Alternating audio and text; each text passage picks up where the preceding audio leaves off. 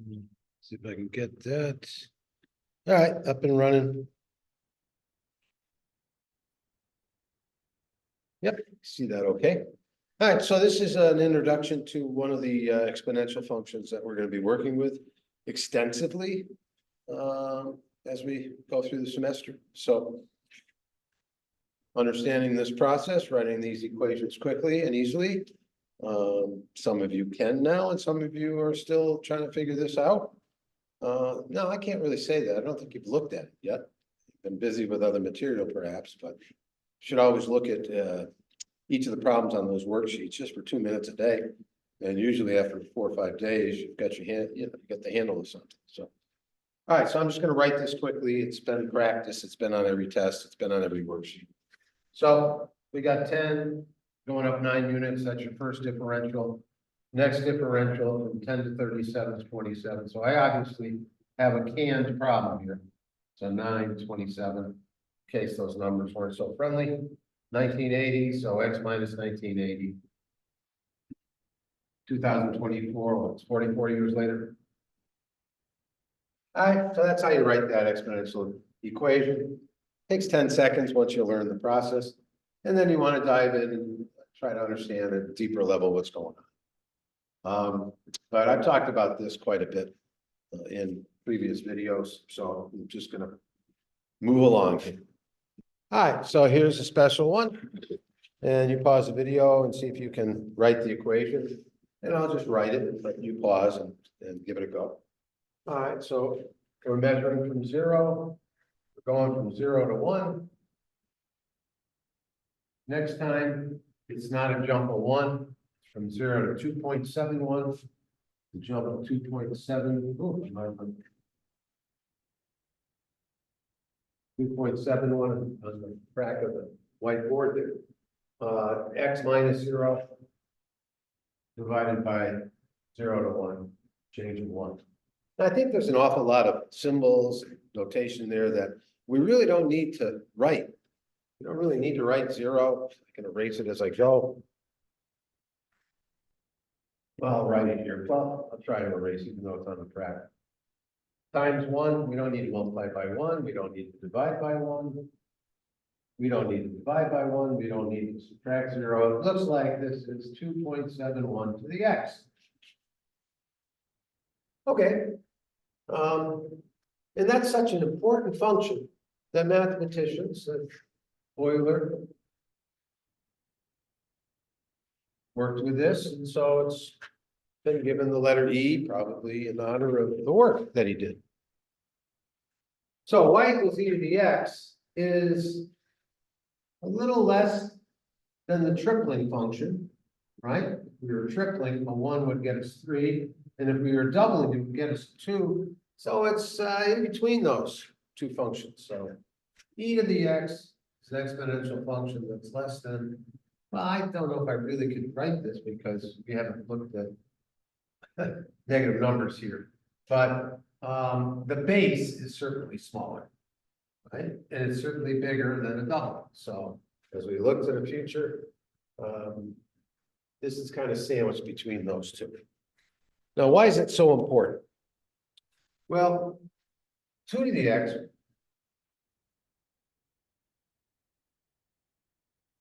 is actually at every instant, whatever, let's just use 1 comma 2. All right, 2 to the 1 is 2.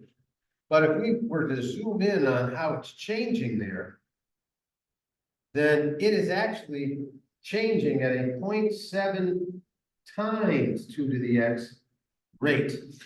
So 0.7 times 2, the slope here would be about 1.4. Now, if it was 3 to the x,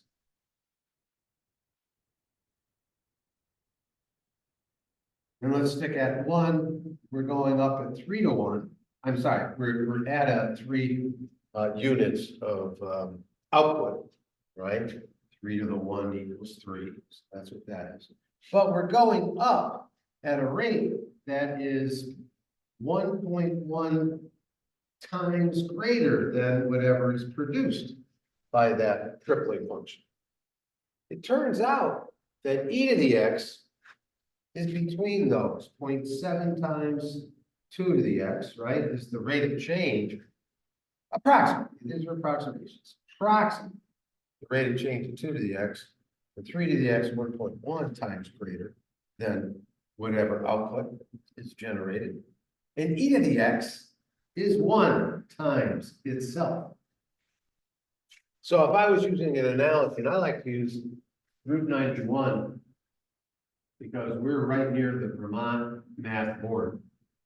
Route 91 is basically a north-south road. So we can think of it like a y-axis.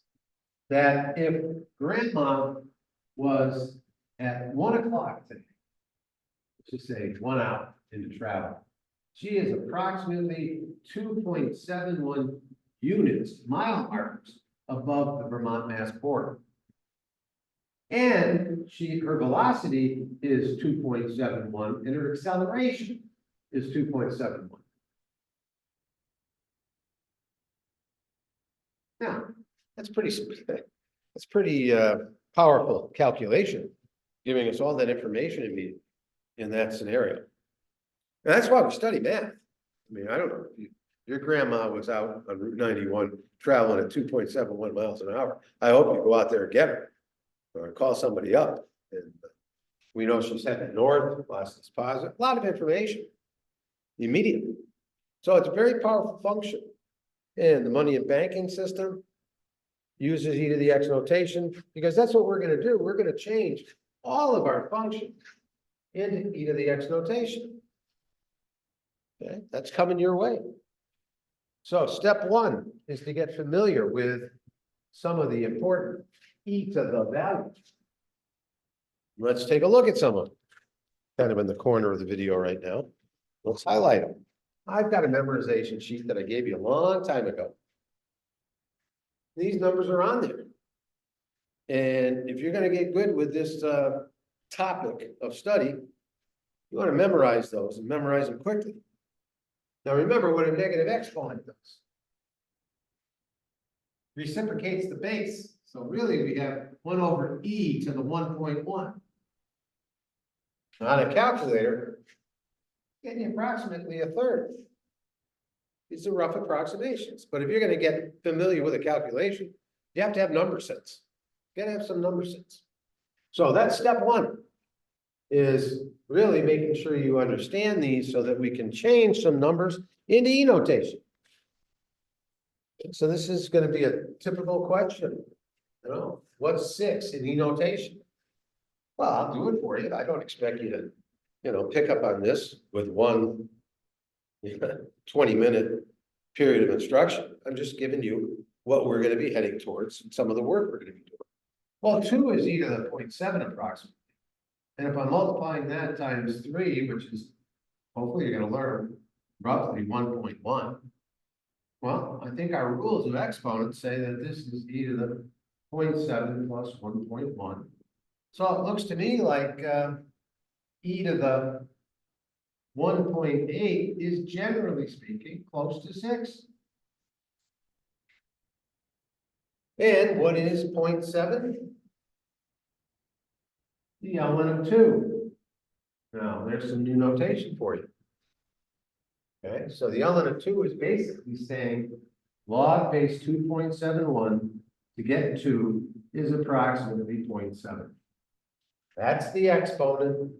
Remember, 2.71 to the 1 is 2.71. 2.71 to the, let's do it over here. 2.71 to the 0 is 1. So does it make sense that 0.7 would give us some number? 0.7.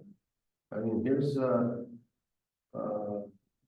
number 2. It does seem to be between 2.71 and 1.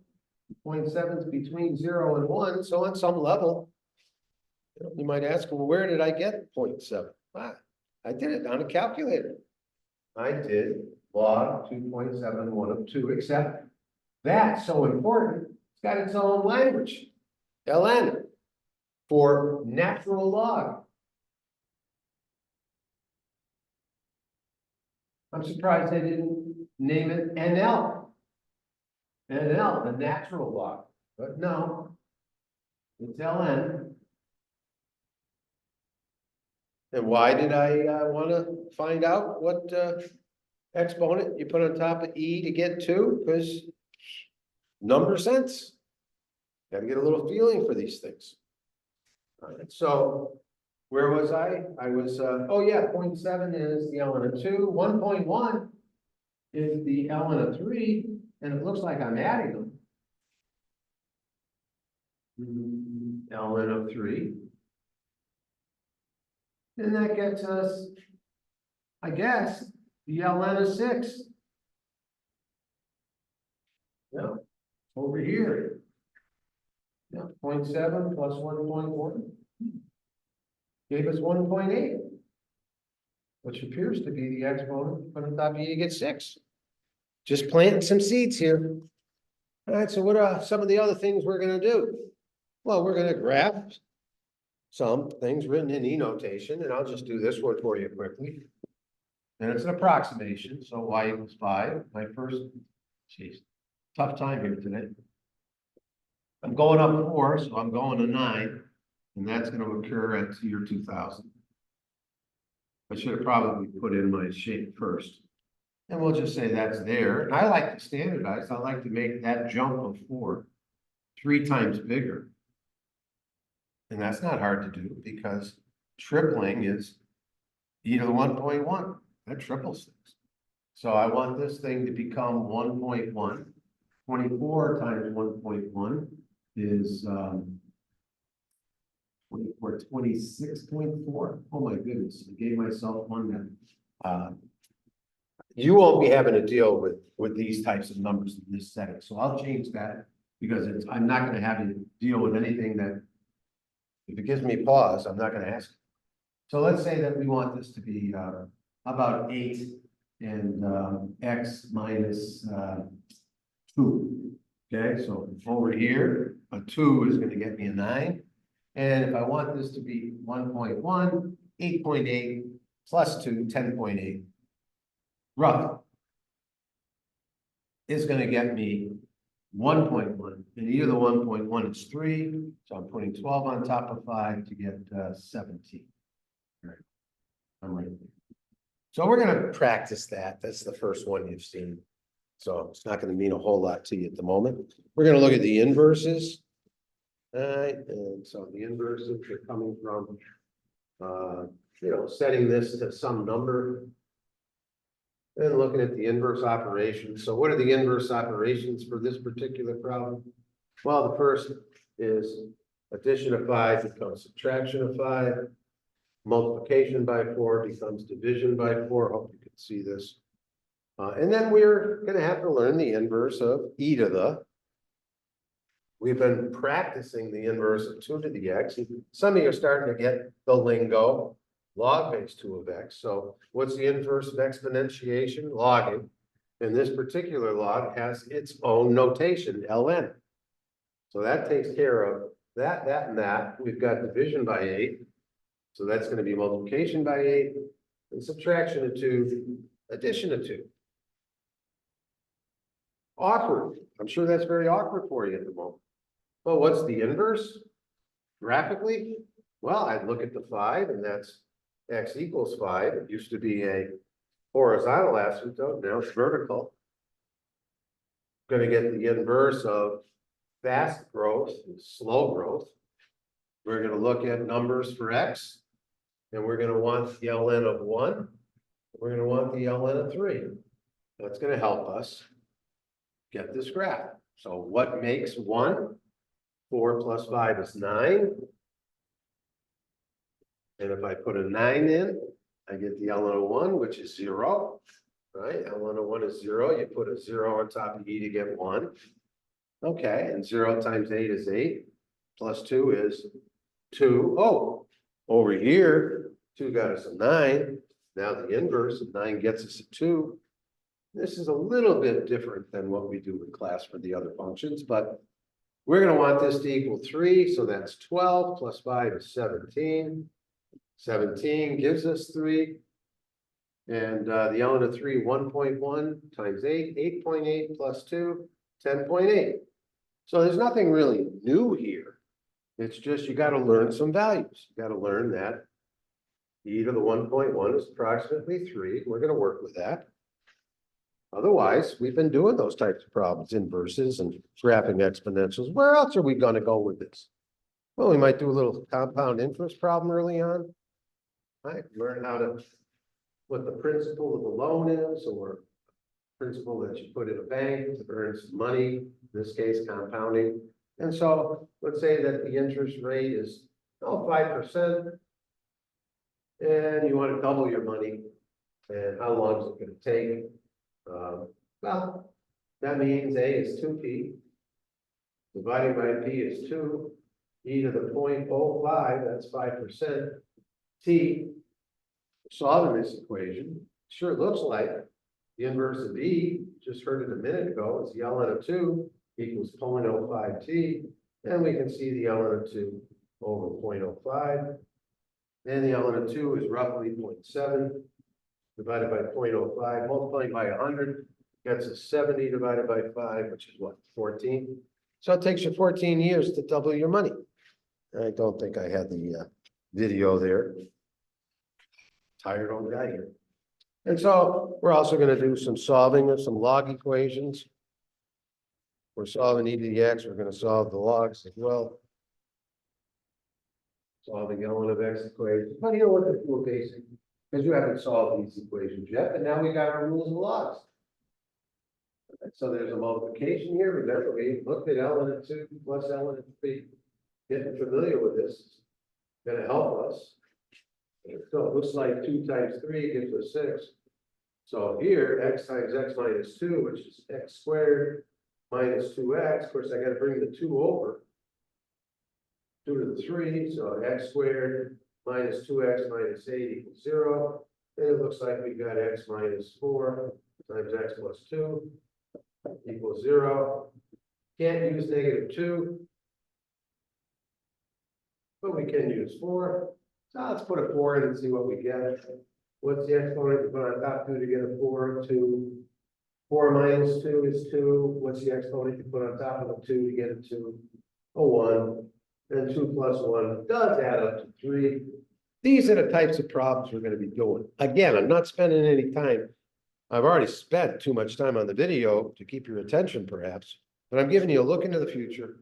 And we'll start putting these problems on worksheets and giving you the chance each day to work towards understanding what you're looking at and to gain some literacy with what you're looking at. I'm sure I've missed some questions that I'm going to want to ask, but the discussion is starting, right? And it's up to you to ask questions, start working with this stuff. But if you look at it each day, each of these problems, just a couple of minutes each day, usually you can learn something in a week. And that's what we're going to be doing. All right, so when you get back, these are the videos I'm making now so that you can look at them at night. And we'll be doing these problems in class, start a class, probably do 2 or 3 of these and get that conversation started and get that opportunity to work for months now, not just a week of e to the x and the rules of logs and moving on. I don't think that serves you well. I think there's too much here to process and to try to understand. And so you'll have the rest of the semester to do so. Okay, so much for that.